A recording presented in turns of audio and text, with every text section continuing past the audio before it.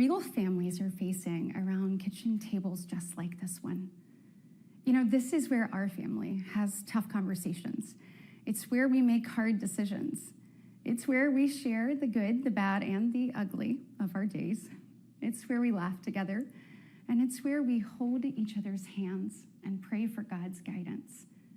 And many nights, to be honest, it's where Wesley and I worry. I know we're not alone. And so tonight, the American family needs to have a tough conversation, because the truth is, we're all worried about the future of our nation.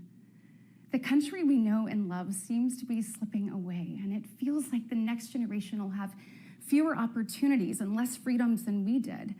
I worry my own children may not even get a shot at living their American dreams. My American dream allowed me, the daughter of two small business owners from rural Enterprise, Alabama, to be elected to the United States Senate at the age of 40. Growing up, sweeping the floor at my dad's hardware store and cleaning the bathroom at my mom's dance studio, I never could have imagined what my story would entail. To think about what the American dream can do across just one generation, in just one lifetime, it's truly breathtaking. But right now, the American dream has turned into a nightmare for so many families. The true, unvarnished state of our union begins and ends with this. Our families are hurting. Our country can do better. And you don't have to look any further than the crisis at our southern border to see it. President Biden inherited the most secure border of all time. But minutes after taking office, he suspended all deportations, he halted construction of the border wall, and he announced a plan to give amnesty to millions. We know that President Biden didn't just create this border crisis, he invited it with 94 executive actions in his first 100 days. When I took office, I took a different approach. I traveled to the Del Rio sector of Texas. That's where I spoke to a woman who shared her story with me. She had been sex trafficked by the cartels starting at the age of 12. She told me not just that she was raped every day, but how many times a day she was raped. The cartels put her on a mattress in a shoebox of a room, and they sent men through that door over and over again for hours and hours on end. We wouldn't be okay with this happening in a third world country. This is the United States of America, and it is past time, in my opinion, that we start acting like it. President Biden's border policies are a disgrace. This crisis is despicable. And the truth is, it is almost entirely preventable. From fentanyl poisonings to horrific murders, there are empty chairs tonight at kitchen tables just like this one because of President Biden's senseless border policies. Just think about Lake and Riley. In my neighboring state of Georgia, this beautiful 22-year-old nursing student went out on a jog one morning, but she never got the opportunity to return home. She was brutally murdered by one of the millions of illegal border crossers President Biden chose to release into our homeland. Y'all, as a mom, I can't quit thinking about this. I mean, this could have been my daughter. This could have been yours. And tonight, President Biden finally said her name. But he refused to take responsibility for his own actions. Mr. President, enough is enough. Innocent Americans are dying, and you only have yourself to blame. Fulfill your oath of office. Reverse your policies. End this crisis and stop the suffering. Sadly, we know that President Biden's failures don't stop there. His reckless spending dug our economy into a hole and sent the cost of living through the roof. We have the worst inflation in 40 years and the highest credit card debt in our nation's history. Let that sink in. Hardworking families are struggling to make ends meet today. And with soaring mortgage rates and sky-high childcare costs, they're also struggling to how to plan for tomorrow. The American people are scraping by, while President Biden proudly proclaims that Bidenomics is working. Goodness, y'all, bless his heart, we know better. I'll never forget stopping at a gas station in Chilton County one evening. The gentleman working the counter told me that after retiring, he had to pick up a job in his 70s so that he didn't have to choose between going hungry or going without his medication. He said, I did everything right. I did everything I was told to do. I worked hard, I saved, I was responsible. He's not alone. I hear similar concerns from fellow parents, whether I am walking with my friends or whether I'm at my kids' games. But let's be honest, it's been a minute since Joe Biden pumped gas, ran a carpool, or even pushed a grocery cart. Meanwhile, the rest of us see our dollar and we know it doesn't go as far. We see it every day. And despite what he tells you, our communities are not safer. For years, the left has coddled criminals and defunded the police, all while letting repeat offenders walk free. The result is tragic, but foreseeable. From our small towns to America's most iconic city streets, life is getting more and more dangerous. And unfortunately, President Biden's weakness isn't just hurting families here at home. He is making us a punchline on the world stage. Look, where I'm from, your word is your bond.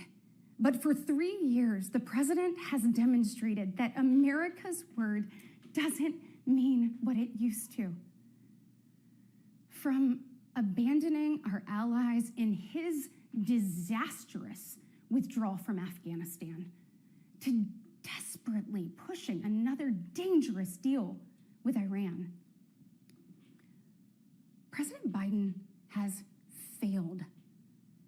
We've become a nation in retreat, and the enemies of freedom, they see an opportunity. Putin's brutal aggression in Europe has put our allies on the brink. Iran's terrorist proxies have slaughtered Israeli, Jews, and American citizens.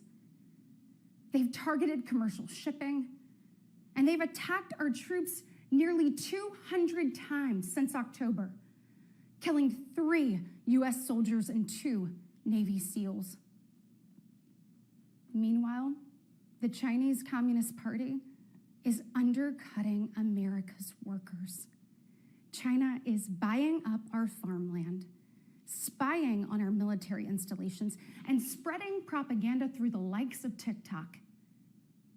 You see, the CCP knows that if it conquers the minds of our next generation, it conquers America. And what does President Biden do? Well, he bans TikTok for government employees, but creates an account for his own campaign. Y'all, you can't make this stuff up. Look, we all recall when presidents faced national security threats with strength and resolve. That seems like ancient history. Right now, our commander-in-chief is not in command. The free world deserves better than a dithering and diminished leader. America deserves leaders who recognize that secure borders, stable prices, safe streets, and a strong defense are actually the cornerstones of a great nation. Just ask yourself, are you better off now than you were 3 years ago? There's no doubt we're at a crossroads, and it doesn't have to be this way. We all feel it. But here's the good news. We, the people, are still in the driver's seat. We get to decide whether our future will grow brighter or whether we'll settle for an America in decline. Well, I know which choice our children deserve, and I know the choice the Republican Party is fighting for.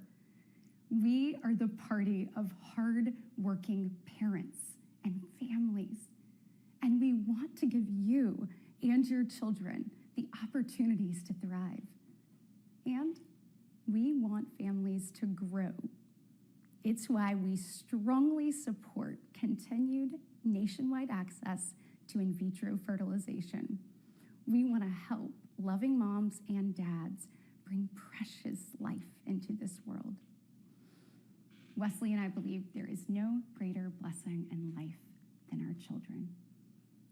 And that's why tonight, I want to make a direct appeal to the parents out there, and in particular to my fellow moms, many of whom I know will be up tossing and turning at 2 a.m., wondering how you're going to be in 3 places at once and then somehow still get dinner on the table.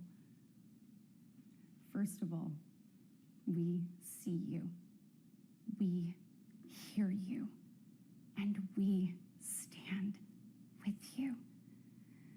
I know you're frustrated. I know you're probably disgusted by most of what you see going on in Washington, and I'll be really honest with you, you're not wrong for feeling that way. Look, I get it. The task in front of us isn't an easy one, but I can promise you one thing.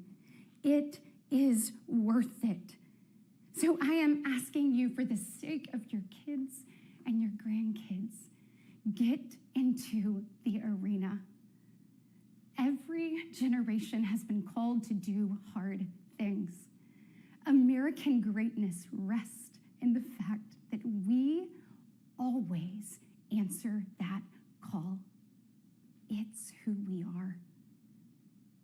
Never forget, we are steeped in the blood of patriots who overthrew the most powerful empire in the world. We walk in the footsteps of pioneers who tamed the wild. We now carry forward the same flame of freedom as the liberators of an oppressed Europe. We continue to draw courage from those who bent the moral arc of the universe.